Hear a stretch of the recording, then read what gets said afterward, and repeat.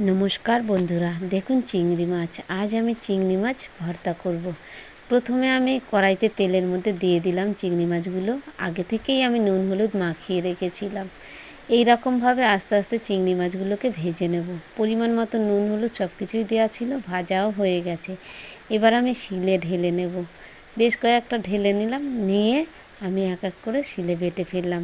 বাটা হয়ে গেছে। এবার আমি তার শিলের ওপর সর্ষে আর ওই যে কাঁচা লঙ্কা কিন্তু পেকে গেছে, সেইগুলোকে শিলে বেটে নেব।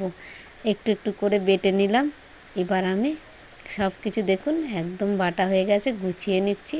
তারপরে আমি পেঁয়াজ কুচি, সর্ষে তেল দিয়ে আমি মাখিয়ে নেব।